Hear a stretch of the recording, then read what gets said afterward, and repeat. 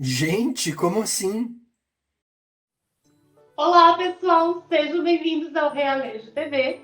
Hoje a gente traz mais uma entrevista aqui no Realejo Te Conta Entrevista especial Pandemia. Esse projeto ele foi contemplado pelo edital FAC Digital, realizado pela Secretaria de Estado de Cultura aqui do Rio Grande do Sul, em parceria com a Universidade Fevale. E para a entrevista de hoje, a gente traz aqui para vocês a Jaqueline Epstein, ela que é palhaça e arte educadora, aqui de Guaíba, no Rio Grande do Sul. Jaque, seja muito bem-vinda ao Realejo Te Conta Entrevista. Oi, obrigada. Coisa boa conversar com vocês, estou com saudade. Ai, a gente também. Coisa boa de ter aqui com a gente, Jaque. Jaque, vamos começar falando um pouquinho sobre a tua trajetória. Eu quero que tu conte para quem está assistindo a gente, e para a gente também, né? Porque mesmo a gente se conhecendo, a gente não conhece tudo de todos os amigos, né? Sim. Então, conta um pouquinho para a gente da tua trajetória, como que a arte entrou na tua vida, e especialmente a palhaçaria. Sim. Bom, a palhaçaria entrou através do teatro, né?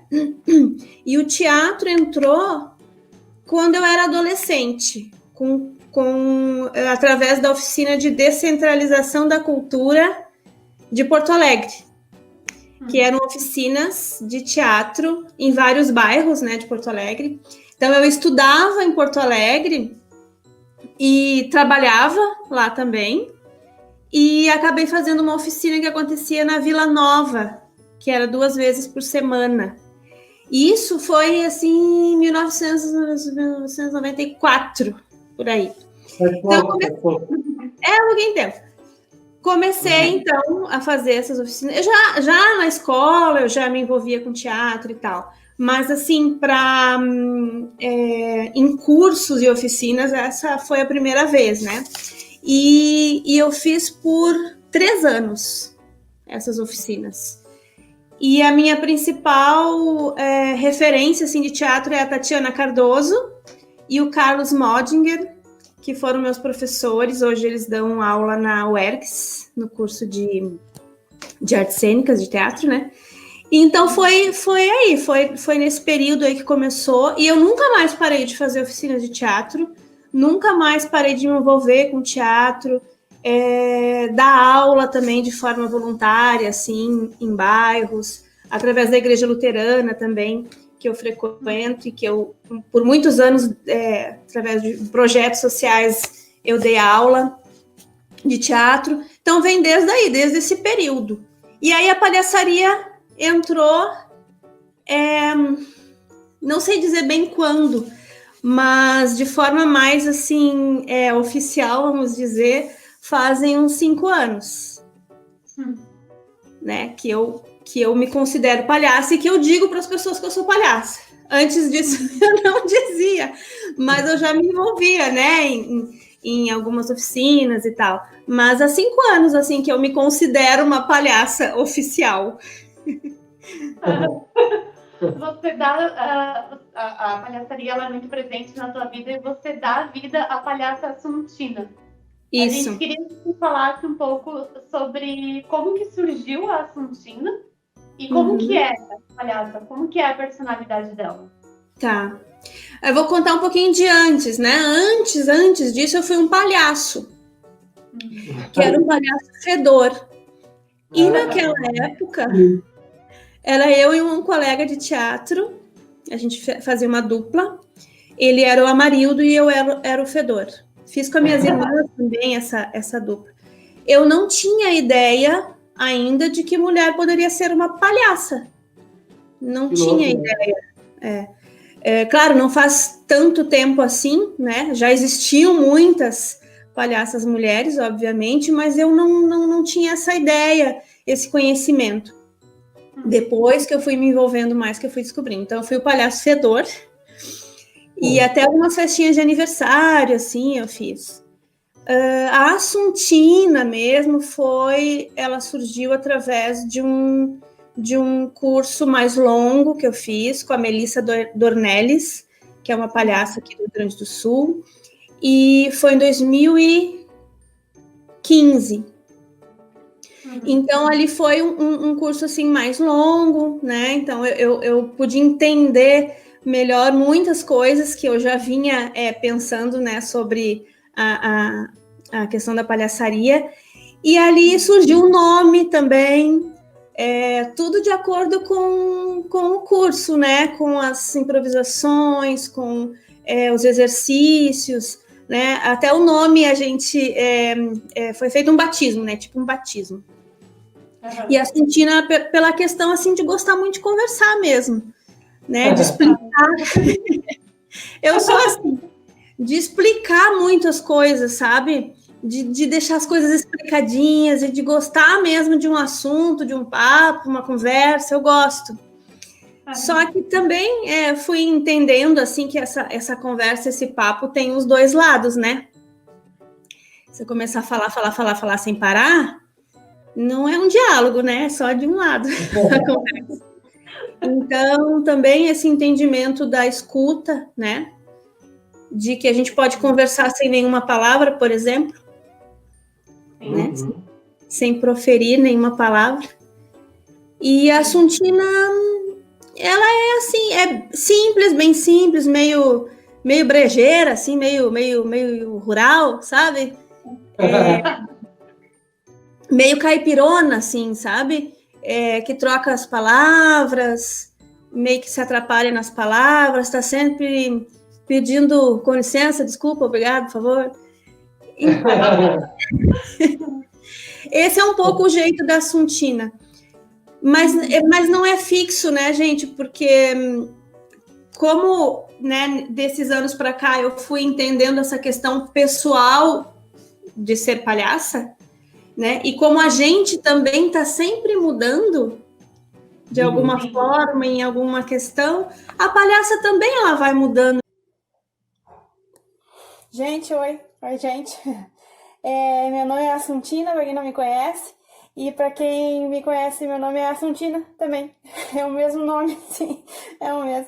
Eu vim aqui para passar uma receita para vocês que a minha prima Graciana me pediu. Ela me pediu... Graciana, minha prima Graciana, ela faz umas coisas boa. Depois eu olho lá. Ela faz umas coisas e ela pediu pra mim fazer uma receita de Páscoa. E aí eu vou fazer então pra vocês, vou mostrar pra vocês. Eu vou fazer um bom.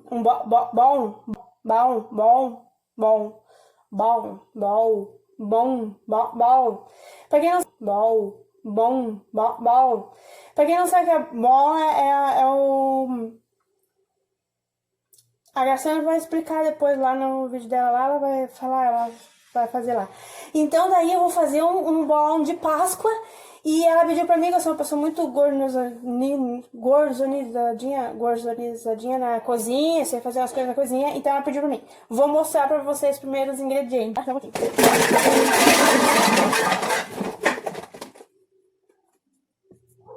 Bom, gente.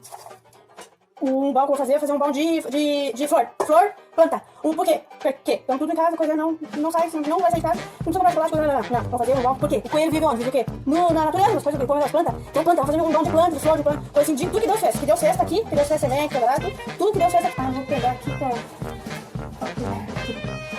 botar aqui, ramo, né? Vou botar o ramo aqui, botar o ramo. Flor. Peguei as petlinhas de flor, assim. Flor boa, assim. Semente, coisa, fruta assim das árvores. Coisa aqui. Botei ali, vou botar aqui. Peguei essa semente aqui também, a semente boa, que eu peguei ali a semente boa.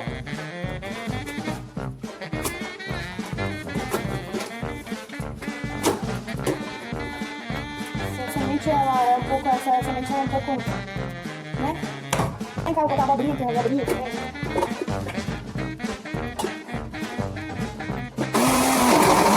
Pronto, o balão, aí vai colocando, coloca dentro do coisa, vai colocando dentro do coisa, e aí vai...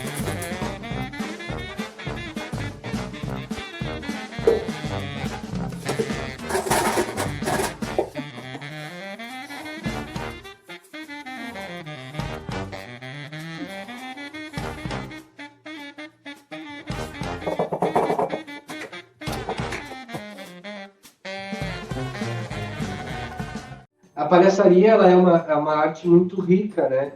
e ela trata de encontrar, até com bastante coragem, os motivos de riso das pequenas coisas do dia a dia, né?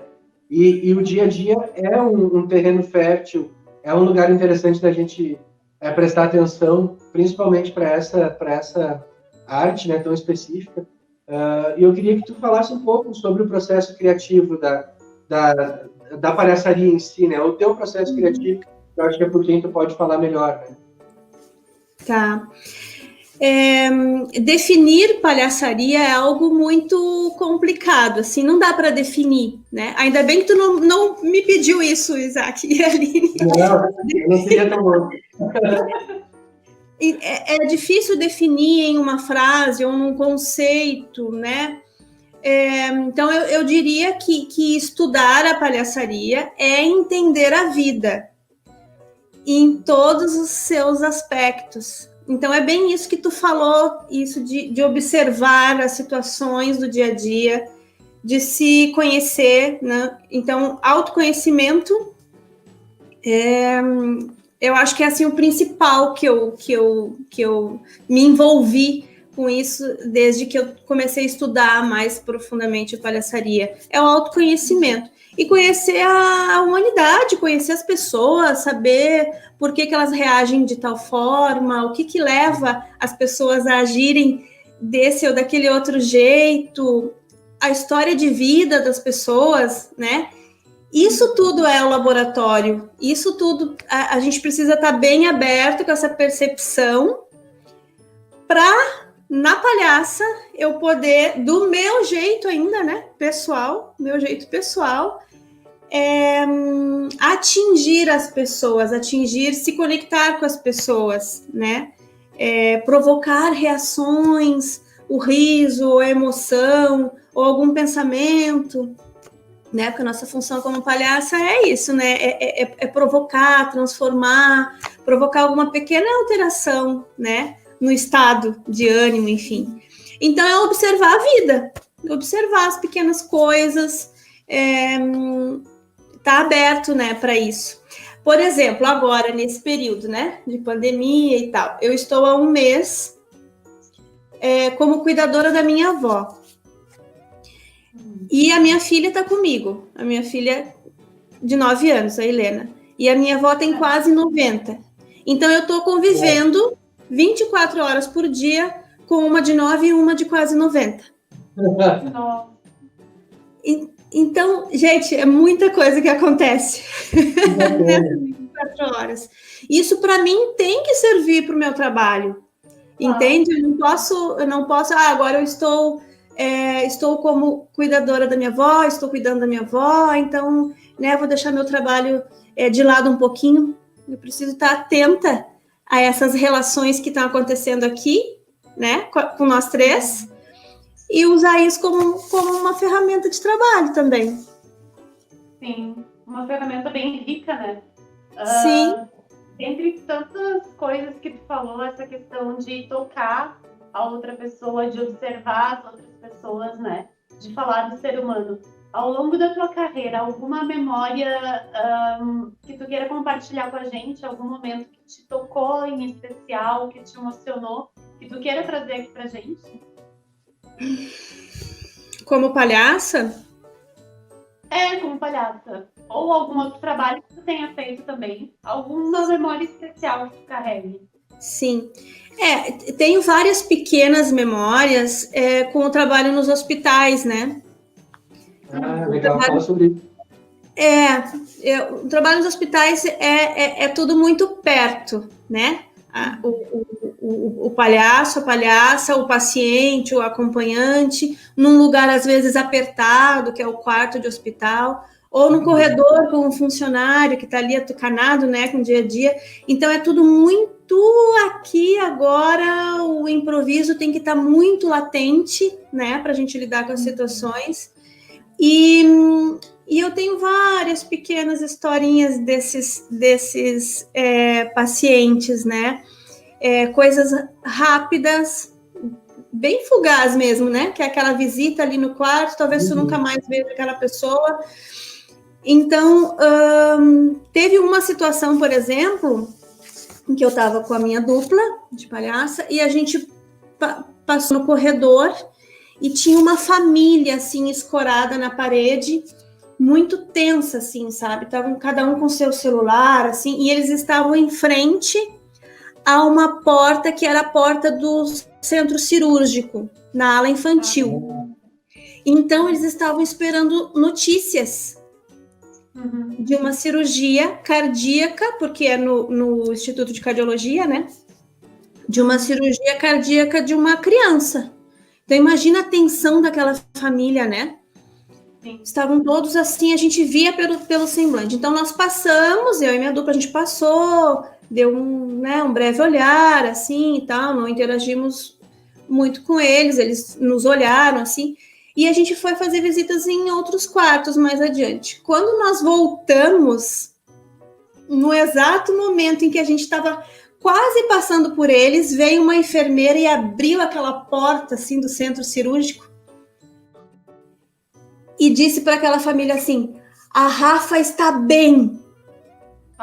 Ou seja, deu tudo certo. Ai, nossa, eles vibraram. E eu vibrei também, sabe, junto, assim, a gente vibrou junto, e eu olhei para ele. A Rafa tá bem, nunca vi a Rafa, né, nunca tinha, não conheço aquela família, mas eu vibrei junto com eles, que a Rafa estava bem.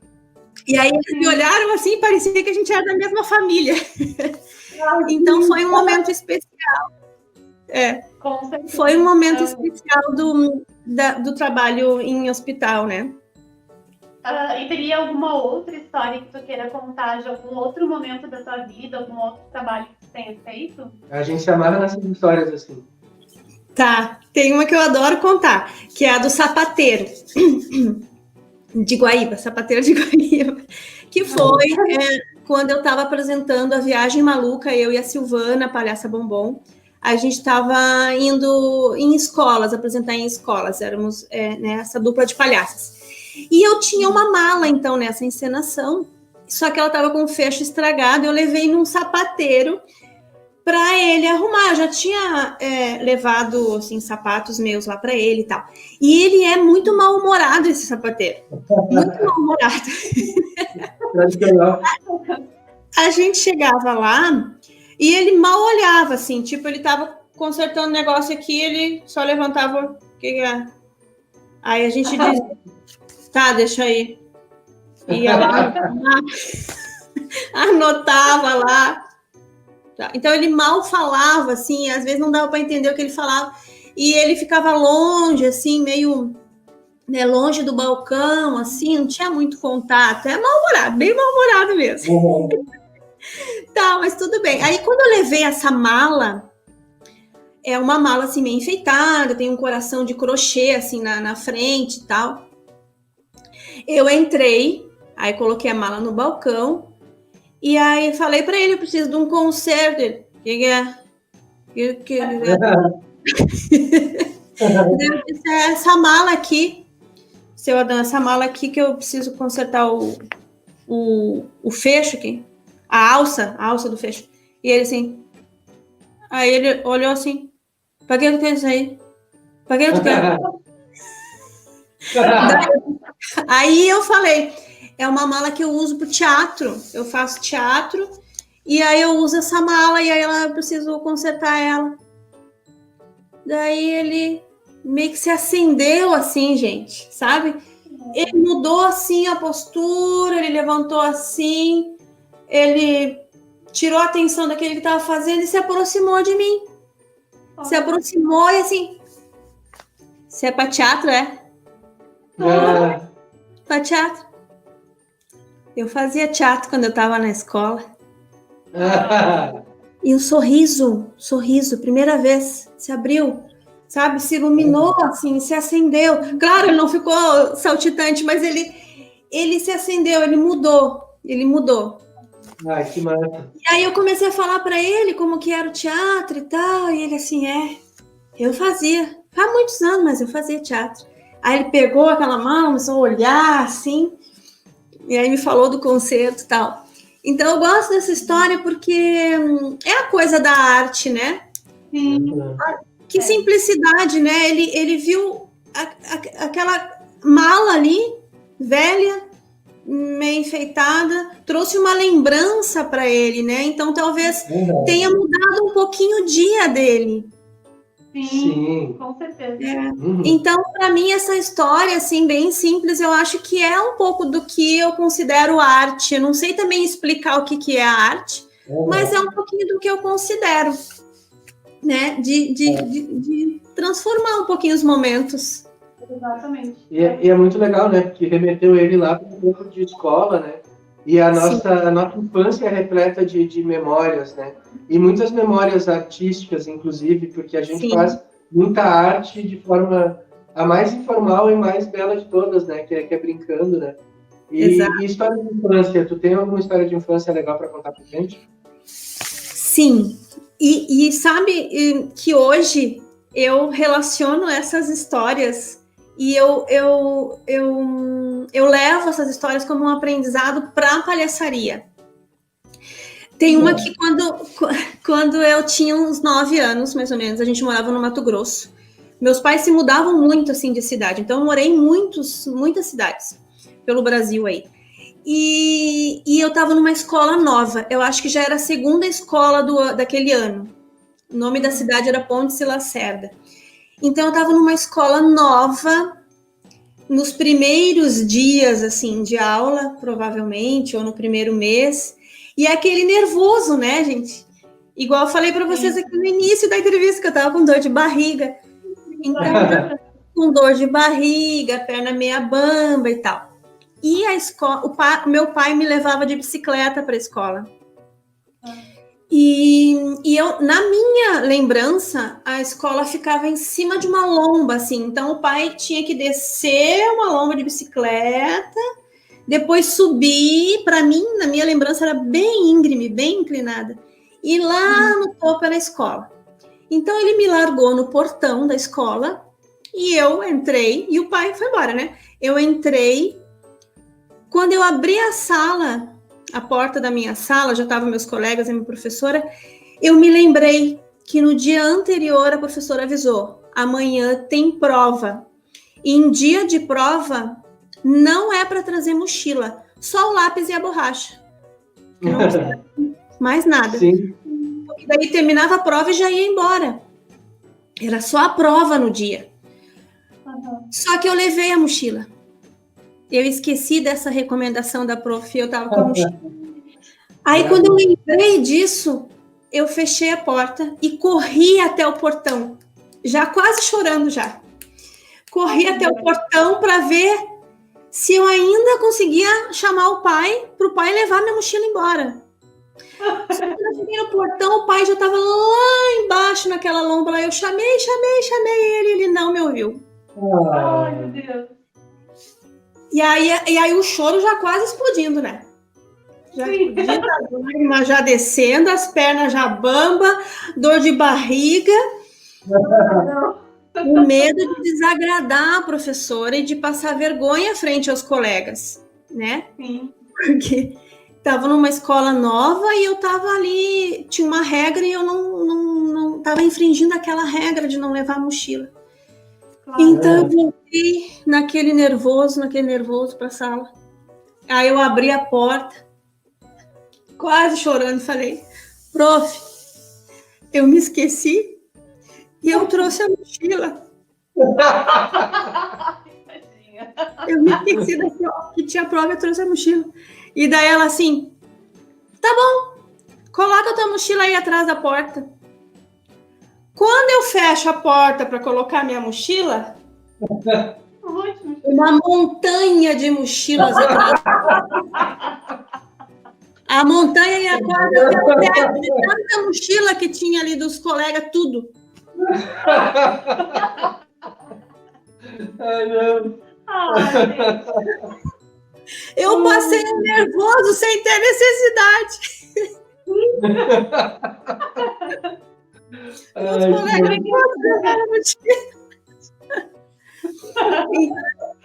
eu lembro dessa história Porque é isso, gente, rir das nossas desgraças, rir dos nossos tropeços, dos nossos desencontros, dos mal-entendidos, sabe? Eu acho que isso, né, torna o fato de viver mais leve, né? Porque a morte é certa, um dia a gente vai morrer. Então isso que é a tragédia e a comédia, né? A tragédia, a morte existe e tu vai morrer um dia. A comédia, vamos tentar fazer desse caminho aqui uma coisa boa. Que maravilha. Lindas histórias, né? Muito boas. Eu já escutaria mais uma se ela tivesse. Eu tenho, não vai ficar muito longo daí? Não, agora... Tá, tem uma... Tá, então eu vou contar mais uma, tá? Ai, coisa boa. Que também é de escola. Essa eu estava no primeiro ano, devia ter uns 6 anos. E aquilo me marcou. Assim, eu quase choro quando eu conto, viu? Se eu chorar, vocês não deem bola. Eu estava no primeiro ano, ou no pré, lá, 6, 7 anos. Aí, eu não sei, Aline, se tu chegou a conhecer aquelas sandálias Melissa, que era crochê em cima, e embaixo era toda cheia de buraco, assim, as pedrinhas ficavam tudo se grudando, né? Grudava. A Melissa tem, a calça dela é em A sola é assim, né? É. Isso. E na minha época tinha, eu não sei se as mães faziam aquilo, tinha para vender, era um crochê por cima, assim. Mas, enfim, eu tinha aquela sandalinha. E daí na sala de aula, lá no início da aula, alguém começou a reclamar. Ô, Sora, que cheiro ruim, Sora. É mesmo? Que cheiro ruim, Sora, que cheiro ruim. E aí eu também, Sora, que cheiro de cocô. E todo mundo diz, é cocô, tem cocô aqui na sala, que cheiro de cocô. E aí foi aquele entreveiro. E aí a prof foi investigar, né, o que era aquele cheiro de cocô. E eu ali também, né, junto com meus colegas. E aí eu lembro que a classe, a cadeira, nós éramos pequenininhos, e aí a gente ficava com o pé balançando, meu pé não encostava no chão. E aí vocês já meio que imaginam o que aconteceu, né? A prof foi olhar para o chão para ver o que tinha acontecido, e era eu na minha sandalinha Melissa que tinha trazido todos os que pisei no cocô na rua, e estava cheio de cocô embaixo da minha classe, da minha cadeira. Então, eu era responsável pelo cheiro de cocô da sala. E daí, a prof disse assim para mim, atrás, no fundo da sala, tinha uma estante com palito de picolé que a gente usava para fazer continha. Ou para fazer tamanho. Então, tinha um baldinho com palito de picolé. Até hoje, né, se usa. E aí, eu me lembro até hoje, a sala ficou todas... Primeiro, eles riram, né, de mim. E depois... Claro. E aí a professora, assim... Vai lá no fundo da sala, pega um palito de picolé e vai lá para fora tirar esse cocô da tua sandália. Ai, meu Deus. E aí eu fui... A classe toda me olhando, a sala toda me olhando. E eu fui... Peguei aquele palito, saí, e na minha lembrança, como não era a hora do recreio, estava o pátio vazio, o pátio era imenso. Aí eu me sentei assim numa calçadinha, assim, não tinha ninguém, solitário, solidão, aquela imensidão daquele pátio vazio, e eu tirando cocô da minha sandália com um palito de picolé. E essa história me marcou muito. Pela maneira como a professora falou comigo, sabe? Sim. Por aquela exposição que eu fiquei em frente aos meus colegas.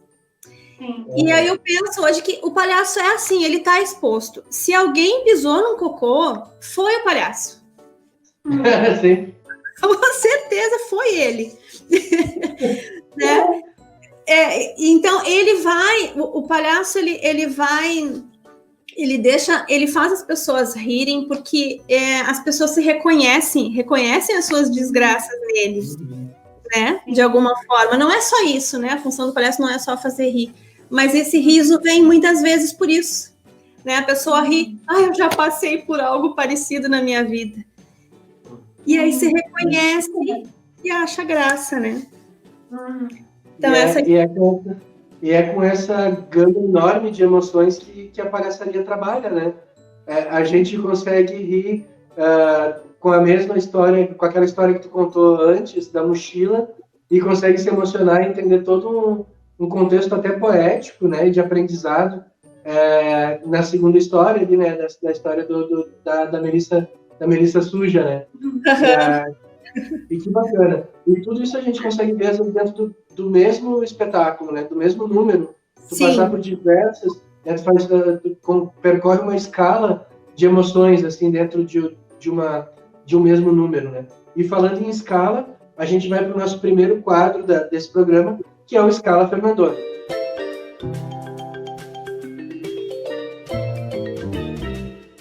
Bom, para quem não conhece, o quadro Escala Fernandona é essa imagem que vocês estão vendo aí na tela. A Jaque também está vendo essa imagem.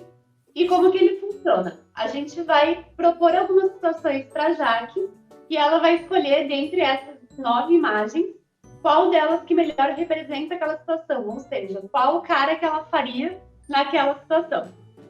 Então, Jaque, a primeira situação é: no meio da apresentação, sem querer, você faz uma criança chorar. Qual reação que você teria? 8. Vou ficar meio apavorada. Nenê, não era isso, Nenê. Eu poderia ser a 6 também, né? Porque eu poderia, né? Tipo, né? Mas eu vou ficar apavorada. É 8. Muito bom. A próxima situação: quando algum espectador ri de maneira descontrolada. Com certeza é o 3.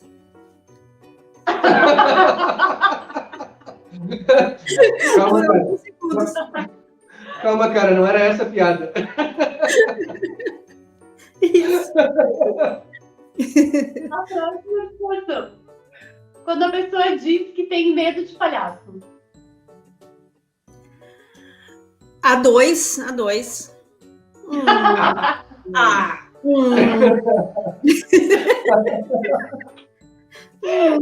Vamos conversar. A quarta situação: o cachê caiu na conta. O cachê caiu na conta. Peraí. A 9.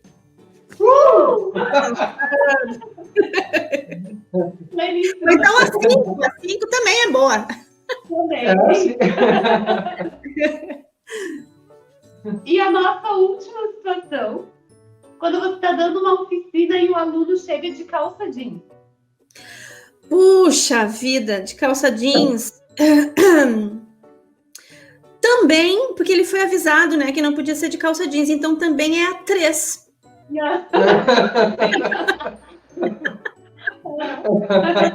Vou ficar olhando para ele até ele se dar...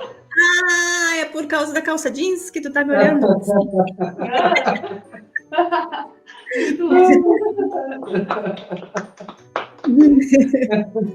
Cara, eu acho que eu sou a pessoa que mais se diverte com esse quadro, né? Adoro a Fernandona, ela é a melhor desse quadro. Bom, mas vamos voltar a falar de coisa séria agora que a gente já descontraiu um pouquinho, né, Jaque? Devido a esse momento que a gente está passando agora, essas restrições de isolamento, distanciamento social, algumas iniciativas foram sendo adotadas a fim de tentar garantir um pouco de renda para a classe artística, para o setor cultural, né? Mas também aproximar as pessoas. Uma dessas iniciativas foi o Festival Up, né? Que é um festival ao qual tu foi selecionada, né? E reuniu mais de 2.000 artistas até aqui. E eu queria que tu falasse um pouco sobre a tua participação, né? O tipo de trabalho que tu enviou para eles, e falar um pouco sobre essa participação no Festival Up. Bom, o Festival Up é esse festival online, né? E ele contempla várias artes. Então, o pessoal da música, da dança, de pequenas cenas também. E eu e a Ariane, que é essa minha amiga palhaça, nós fizemos uma cena juntas, mas separadas, né? Cada uma na sua casa. E nós entramos na categoria de humor.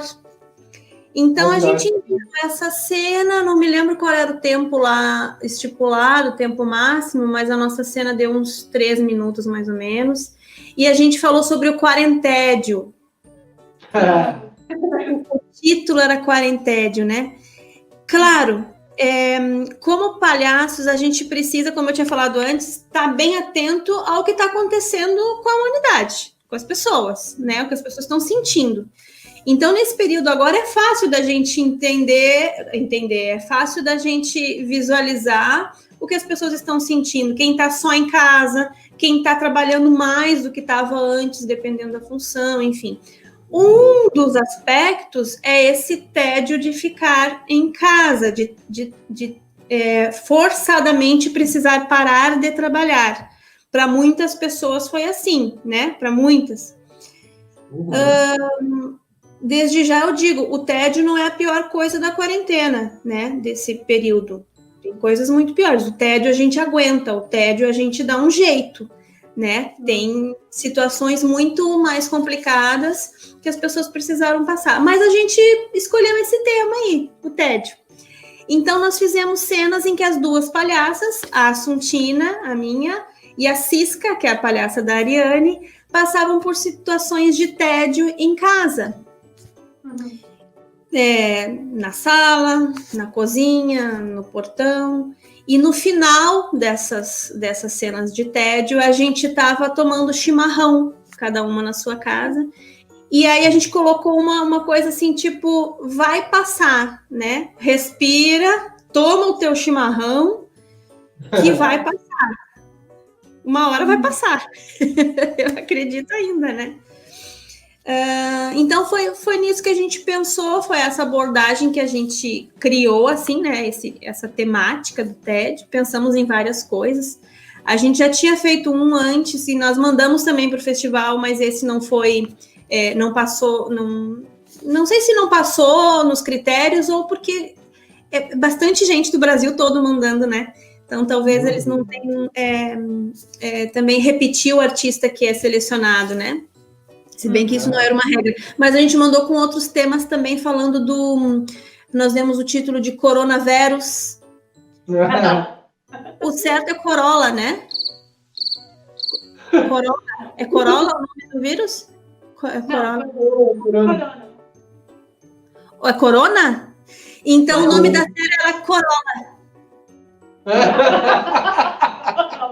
Nós falamos tanto Corolla que eu me confundo qual que era o certo, se é Corona ou Corolla. Tá, então é esse aí que a gente deu o nome. Então a gente fez uma série Corolla Vírus, falando, né, do vírus e tal. Eu confundo agora, eu já nem sei mais qual era o certo. Era o Corona, que é a marca do chuveiro, ou o Corolla, que é a marca do... Ainda falando um pouco dessa questão virtual, tu tem te aventurado um pouco com a Assuntina no Instagram. Conta pra gente como que tem sido esse desafio, porque é um desafio, né? A gente está se adaptando a essas questões virtuais. Como que tem sido o teu trabalho com ela no Instagram? Como que tem sido a recepção das pessoas? Olha, é uma maneira da gente continuar tendo esse contato, essa conexão com a palhaça, né? Então, para mim é muito bom e importante que eu em casa eu possa colocar meu figurino, fazer aquele meu pequeno ritual de colocar o nariz ali, de dar aquela respirada, de fazer minha maquiagem. Então, isso para mim já é importante, né?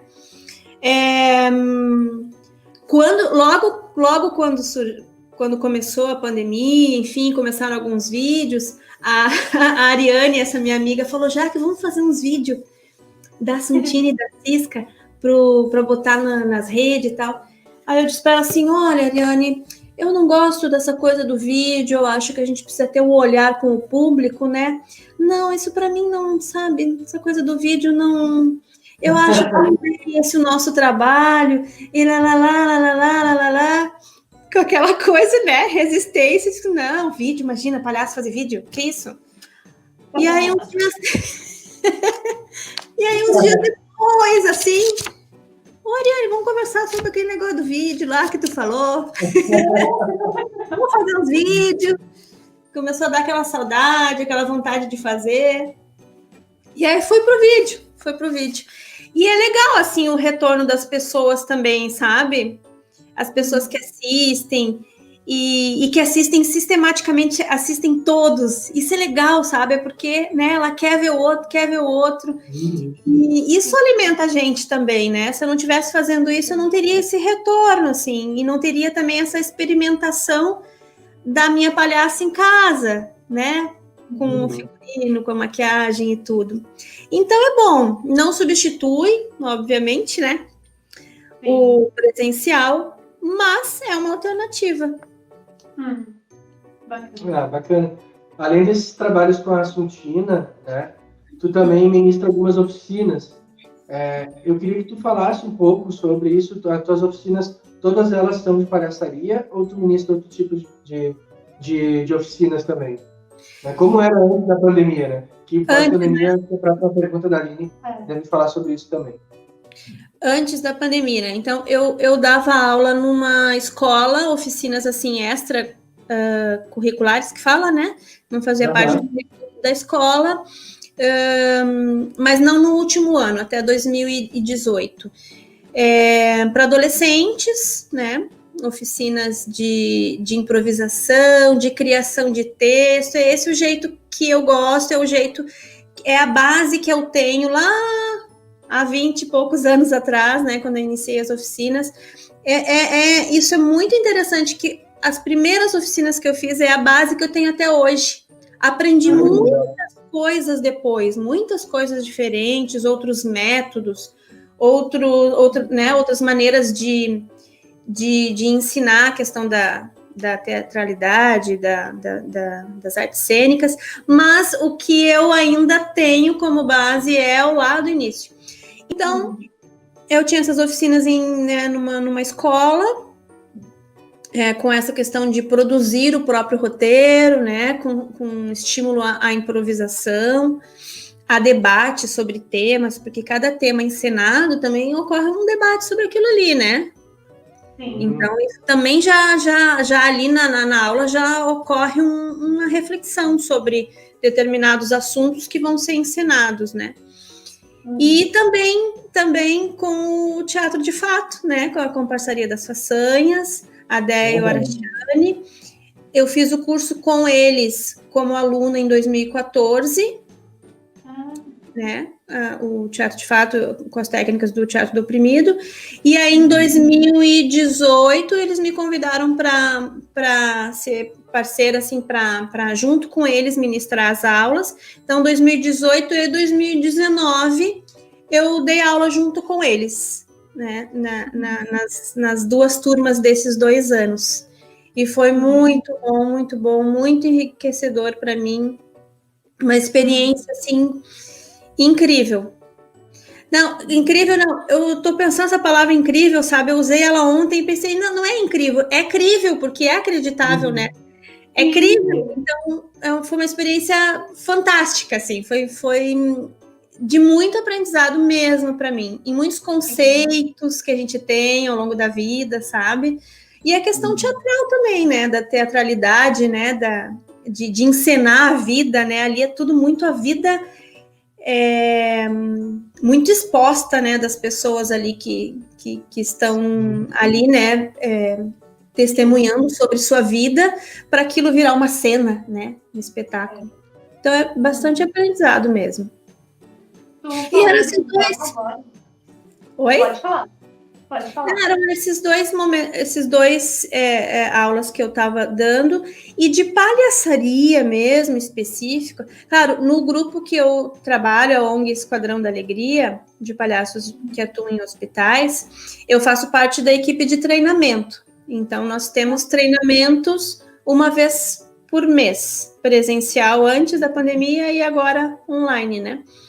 Então, já era um laboratório para mim, uma prática, né, desse ministrar aulas, né, de palhaçaria, disso. Mas o primeiro curso mesmo, assim, oficial, que nem é curso, é uma introdução à linguagem da palhaçaria, foi no Biguá também, junto com a parceria das Ações, que começou em janeiro. Isso, a gente vai falar um pouquinho agora dessa oficina que tu deu no Biguá, que começou em janeiro, né, como tu falou. Ela foi até mais ou menos em maio, por ali. Não, até junho. Foi até junho, né, final de junho. Foram 6 meses de oficina, mas teve uma quebra ali no meio, justamente quando a gente entrou para a pandemia, e a gente teve que adaptar todo esse roteiro de atividades. Eu queria que tu contasse um pouco como que foi essa experiência para ti, de no meio da oficina ter que mudar todo esse planejamento, se adaptar a formato digital, né? As oficinas em formato digital. Conta um pouco pra gente como que estava sendo esse processo e como foi essa adaptação para ti.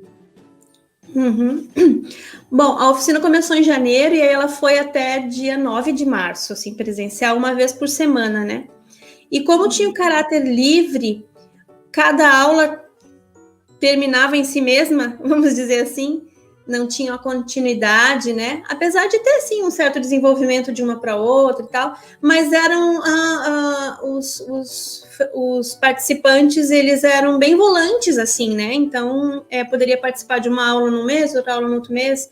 Então, passaram muitas pessoas ali de diferentes jeitos, né? Isso que é legal de brincar, porque a gente treinar palhaçaria, a gente está reaprendendo a brincar, né? Na verdade, é mais ou menos isso, a gente reaprende a brincar e a utilizar nossos sentidos, enfim, coisas que quando criança a gente está muito mais aberto para isso, né? Sim. Então, por essa característica do brincar, né? A gente tá ali, a gente brinca, a gente tá se encostando, a gente tá se apertando, se abraçando, falando quase um na cara do outro, sabe? É muito toque, muito encosto. É muito junto, é a roda, é dar a mão ou é abraçar, sabe? Na cena também, é tudo muito próximo. Então, foi difícil parar com isso e começar um online, né? Eu resisti bastante, eu não queria fazer as aulas online. Eu tava com medo. Não te obrigaram. Eu tava com medo, assim, sabe? Ai, né? Como que eu...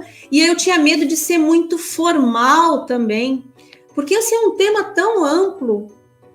E, na verdade, na própria aula, quando as pessoas estão ali, tu vai mudando, alterando algumas coisas que tu tinha preparado em função da reação das pessoas. E no vídeo não tem isso, né? Então, eu me obriguei a fazer um roteiro mais, assim, né, engessado e ir atrás daquilo ali, passar alguns conceitos. E para palhaço, os conceitos são muito volantes, gente. O que era um conceito lá 200 anos atrás não é mais agora. Então, né, a parte histórica e tal. Mas, no fim, gravei as 9 aulas. Gostei de fazer. Gostei dos retornos das pessoas. Eu sofri para fazer, mas eu gostei do final. Essa é seria o resumo, assim, de tudo. Porque teve pessoas que puderam assistir essas aulas que não iriam na aula presencial, ou por morar mais distante, né? Ou porque, sei lá, às vezes até de vergonha, assim, não vou fazer uma aula de palhaço, assim, eu nem sou engraçado. E não tem nada a ver isso, né? Mas essa coisa de outras pessoas poderem ter esse acesso é uma parte boa, né? Também. Sim. Gente.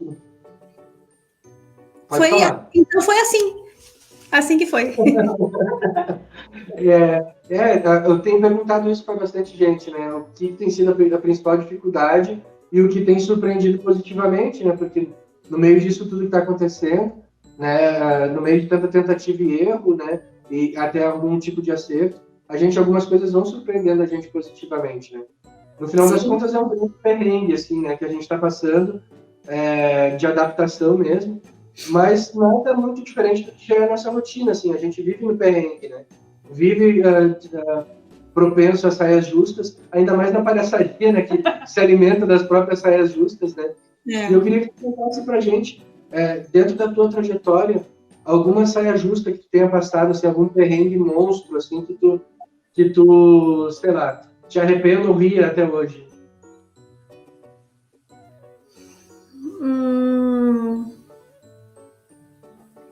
Não tem nenhum assim, monstro. Mas tem um fator muito importante que a mim me abala muito e me faz refletir muito e me mexe muito comigo quando acontece, é quando eu ajo de forma inadequada com algum aluno em alguma oficina.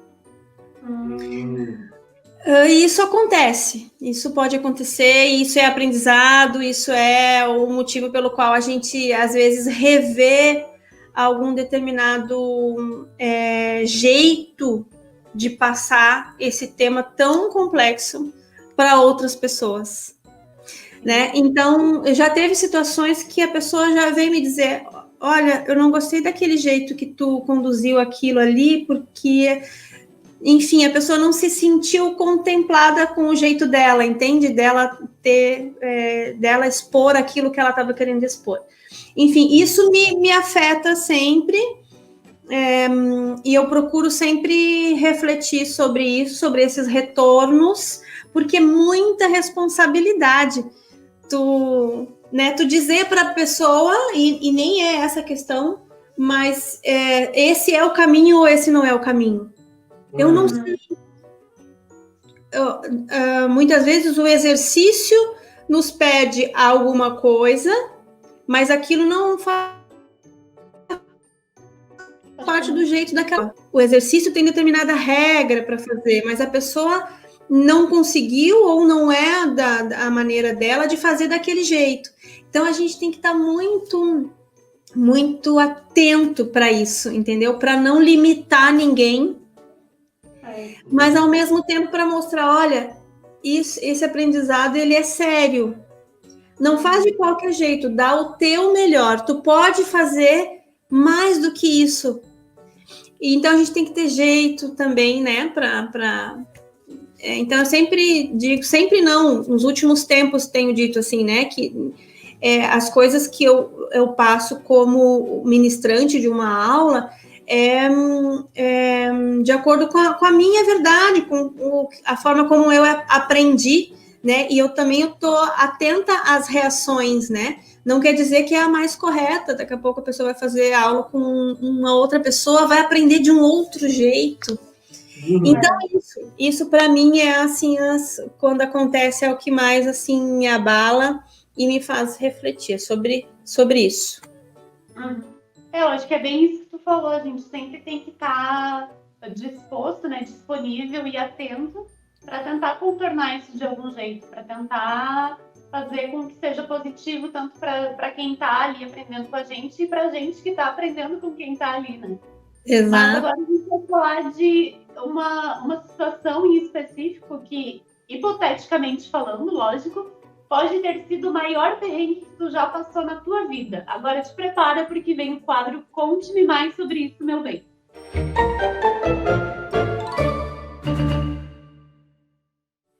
Bom, esse quadro, para quem não conhece, é aquele nosso quadro onde a gente coloca para o entrevistado alguma situação hipotética, inventada pelas nossas cabeças geniais da produção, e a partir do momento que a gente dá a situação para o nosso convidado, ele tem que improvisar em cima daquilo, contando como que aquela situação se desenrolou.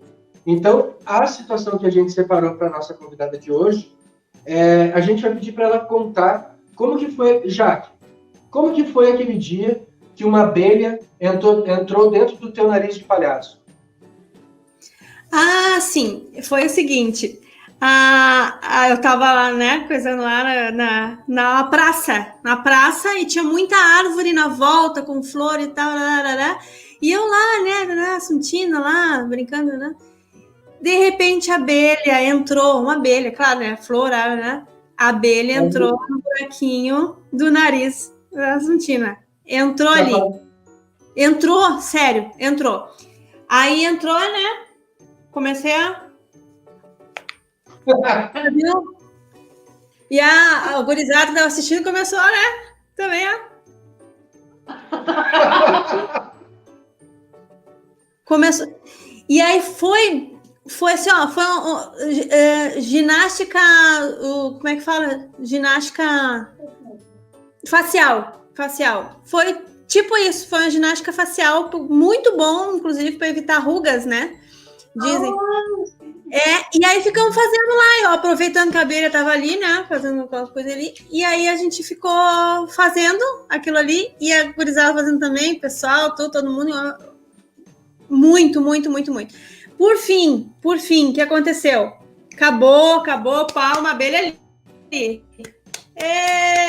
Agradeci a abelha ali dentro. Saí, fui, né, pra desfazer, né, peguei mel, 2 quilos de mel ali dentro do nariz. O que aconteceu? Vendi o mel, consegui um dinheirinho mais, porque o cachezinho tava pouco, dinheirinho mais com mel, deu bom o dia. Aê, olha! Abençoada abelha, né? Por isso que eu amo as abelhas, gente, eu amo as abelhas. Abelha, ó, um bicho sensacional, né? Sim. É impressionante, até voar é impressionante, né? É muito bom. É impressionante, a ferroada também é impressionante. Dizem que é bem impressionante. Uhum. Forte, né? Bicho forte. A gente vinha falando dos seus trabalhos agora nesse período de isolamento social. Mas antes de começar a pandemia, você estava iniciando um espetáculo com a Palhaça Assuntina. Era uma parceria com a companhia teatral Vagamundo, né? E a gente queria que você falasse um pouquinho sobre esse espetáculo, como que estava sendo o processo e como que está sendo agora. Se vocês pararam, se vocês pensam em adaptar, conta um pouco pra gente. A gente estava falando sobre isso, iniciamos assim esse planejamento em dezembro do ano passado. E aí a gente começou de fato assim a se encontrar e fazer o trabalho mais corporal, né? Em março, uma semana antes do dia 16 de março, que foi o período, né, onde começou ali a quarentena mesmo. Então foram 4 dias que a gente se reuniu, que a gente fez um trabalho físico, corporal, que a gente iniciou alguma coisa. A ideia era de construir um espetáculo de uns 50 minutos, mais ou menos. A gente, de repente, fez 3 minutos, eu acredito, nesses 4 dias. Então, foi o iniciozinho de uma história. Nós conversamos depois, a gente não se encontrou pessoalmente, mas em nenhum momento, né? Nós conversamos depois e decidimos que nós não iríamos continuar de forma online. A gente não iria continuar nessa criação de forma online. Então, não fizemos isso, ele não evoluiu nada, absolutamente nada, não de fato ali, né, na cena. Mas é claro que o que aconteceu nesses últimos meses mudou tanto a mim quanto a ele, né, o Daniel, que é que faz parte do Teatro Vagamundo. Ele se mudou de cidade, ele não está morando mais onde ele estava, ele tem um outro projeto, aliás, ele está tocando um projeto, né, pessoal dele. Então, assim, a gente tem essa ideia de retornar, mas eu não sei dizer também se quando tudo isso passar, se vai ser do mesmo jeito, se a gente vai, de fato, retornar e terminar o que a gente tinha pensado. Muita coisa mudou. Talvez até a gente tenha que falar do que a gente está vivendo agora. Talvez aquilo que a gente criou lá não faça mais tanto sentido. Para mim, muitas coisas mudaram também na minha cabeça nesse período, entende? E dele também, com certeza. Então, eu não posso dizer com certeza se a gente vai retomar tal e qual estávamos quando parou, e se a gente vai retomar. Mas o que foi feito foi bom, foi produtivo, foi de acordo com as minhas vontades, né? O que eu tinha vontade de fazer. Tudo que a gente cria não vai fora, mesmo que a gente nunca use. Ali, faz parte da nossa bagagem, da nossa criação. Pode alterar, pode mudar completamente, mas precisa partir de algum lugar, né? Então, eu tenho vontade ainda de construir, não sei qual é a palavra, construir, ou, enfim, um espetáculo. Só um pouquinho. Ok. Ah, tá bom. A avó acordou. Então, é isso aí. Podemos retomar ou não. Vamos deixar para acontecer. Vamos deixar para decidir quando, de fato, a gente puder. Mas a gente decidiu que online nós não iríamos continuar essa produção. Pelo menos essa não. E como que está sendo essa questão da pandemia em si, desse isolamento para ti, para tua família? Tu tem uma filha também, né? Eu não sei se ela costumava participar das coisas teatrais contigo. Se era só... Como que está sendo essa convivência agora, nesse período de pandemia? Eu tenho 2 filhas. A Helena, que tem 9 anos, e a Marina, que tem 14. E sim, elas participavam de alguma maneira. A Helena mais, né? Com a pandemia depois, com alguns vídeos, a Marina me ajudou nas edições, né? Ajudou a mãe aqui a mexer nos negócios de editar. Me ensinou algumas coisas. E o Luciano começou a trabalhar em casa, né? Fazer o trabalho em casa dele. E estávamos nós 4 o tempo todo, o dia todo, inteirinho, 24 horas por dia em casa, nós 4. Praticamente, né? As gurias com aula também, online e tal. Então, isso tem, né, essa convivência aí diferente, né? De um mês para cá mudou nossa rotina, porque eu e a Helena viemos aqui para onde mora a minha avó, aqui em São Lourenço do Sul, porque eu estou cuidando da minha avó agora, né? A gente decidiu isso, não sei até bem quando, mas ficou a família dividida aí, né? Sim. E aí estamos nessa rotina de casa mesmo, sair só quando necessário. Sim. E como está sendo para as meninas, assim, né? Que é uma idade que a gente quer estar voando, né? A gente quer estar correndo para tudo que é lado, aproveitando tudo. Como está sendo para elas? Relativamente tranquilo, sabe, Isaac? Assim, elas têm... elas são tranquilas. E lá em casa a gente tem um pátio, né? A gente tem árvore, a gente tem... né? A gente tem espaço, assim, né? Para pegar sol, a gente tem espaço para estar no pátio. Então, isso também é uma coisa boa. Mesmo que os eletrônicos chamam mais a atenção... Né? Mesmo assim, tendo um lugar assim de descanso da mente, mesmo sem querer, elas acabam aproveitando, né, esse espaço. Então tá sendo relativamente tranquilo, mas a gente observa a saudade da escola, né, da socialização, principalmente, né, da escola, dos amigos, dos colegas, dos professores. O que está sendo mais difícil nesse momento, eu acho que para a nossa geração talvez fosse mais difícil o lance do isolamento social, né? A gente tinha menos ferramentas dentro de casa, assim, né? A gente tinha os nossos brinquedos, ok, né? Mas não era tão interativo, tão dinâmico, né? Talvez a gente sentisse mais falta da interação social do que as crianças de hoje em dia. Mas esse distanciamento social, esse isolamento, me faz levar direto para o nosso quadro. E se eu fosse para uma ilha deserta?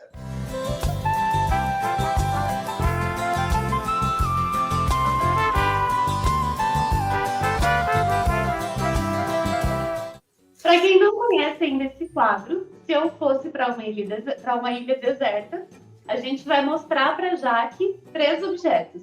Desses 3 objetos, ela vai escolher um que ela levaria para a ilha deserta a todo custo e ela vai ter que explicar o porquê.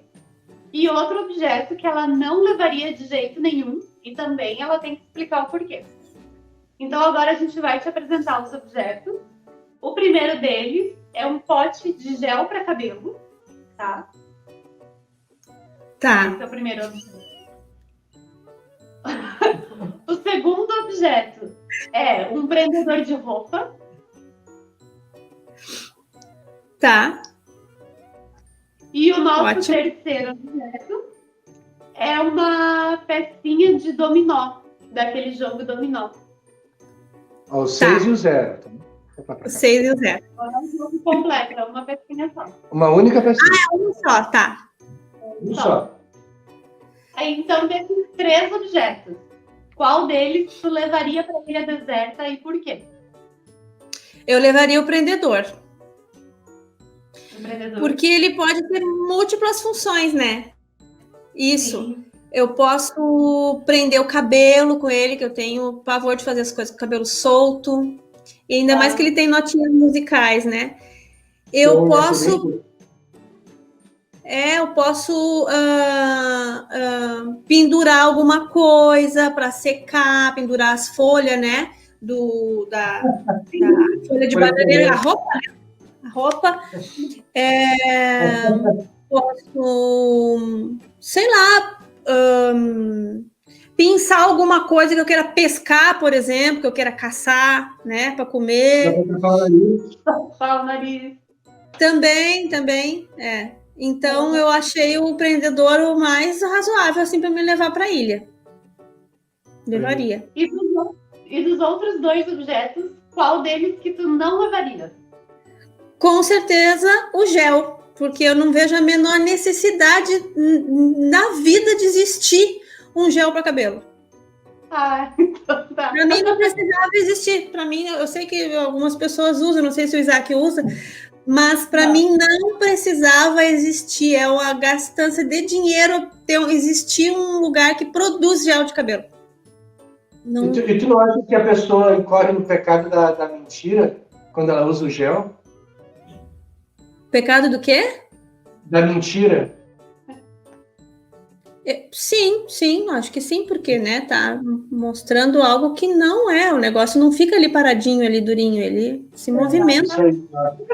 Acho que tem que pensar nisso aí, sociedade. Mas a mentira, ela já é desfeita na hora que tem um vento. Não, e não tem um gosto bom também. Não tem, então não tem serventia. Nunca experimentei, mas para comer também não serve, né? Não é bom. Muito bom. Bom, tradicionalmente a gente sempre pede alguma dica de livro, ou de série, ou de filme, ou de leitura do que a pessoa quiser indicar para os nossos espectadores. Jaque, tem alguma coisa que tu queira indicar para a gente, que tu possa indicar? O que tu anda assistindo ultimamente? Assistindo agora no último mês, nada. No último mês, né? Eu parei de assistir. Mas uma série da Netflix que eu vi vários episódios, Black Mirror. Eu achei bem interessante, vários episódios bem interessantes. Alguns são até angustiantes da gente assistir. Que fala dessa coisa do nosso uso com a tecnologia, né? O nosso relacionamento com a tecnologia. Então, eu poderia indicar essa série aí. Boa escolha. De livro, eu tenho um livro que eu nunca li ele inteirinho, eu leio ele em algumas partes, que é Mulheres Correm com os Lobos, da Clarissa Píncola Estés. Para mulherada. É ótimo. Para homens também. Mas para mulherada se compreender, assim, sabe? fala desse arquétipo da mulher selvagem, compara a mulher com a loba, com uma loba, enfim, trata de alguns arquétipos, assim. E eu acho muito interessante esse livro, para homens e mulheres, mas principalmente para mulheres, né? E também queria sugerir um documentário que foi comentado ontem. Ontem foi a finalização de um curso que eu fiz, que foi o curso Humor e Saúde, que eu recomendo, vai abrir nova turma. É um curso com a ONG, não sei se é uma ONG ou uma associação, mas é o pessoal do Nariz Solidário. Eles são do Paraná. Enfim, eu fiz esse curso com eles, terminou ontem, e nós comentamos sobre esse documentário, que é o que eu vou indicar, que é O Silêncio dos Homens. Porque obviamente, pelo histórico, que as mulheres, que nós, mulheres, estamos tendo ultimamente muito apoio umas das outras, muitos projetos voltados a nós, em função do que a gente passa, em função de, né, enfim, todo mundo sabe. Então tem uma rede, né, de temas para mulheres, enfim, desse empoderamento. Mas pouco se fala em que aspecto o homem precisa mudar também, né? E que tipo de carinho o homem precisa, por exemplo, de coisas da sua infância que ele traz até hoje, que o impedem de demonstrar carinho, é isso que eu quis dizer. Que impedem o homem de abraçar o outro, de ter carinho pelo outro, entende? E que isso influencia na relação dele com as mulheres da vida dele, né? Claro. Então, esses encontros de homens que estão ocorrendo, eu acho bem interessante, que eu acho que entra dentro da luta da mulher para se fortalecer, né?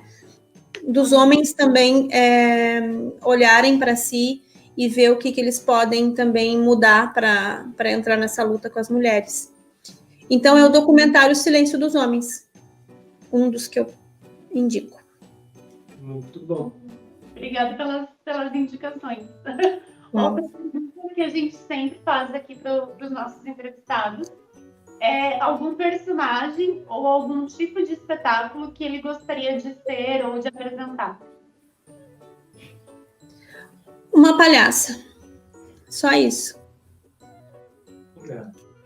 Só isso. Eu não me vejo mais como atriz, assim, por isso que a Aline me perguntou, né? Quer te apresentar como atriz, palhaça e tarará. Eu não sou atriz.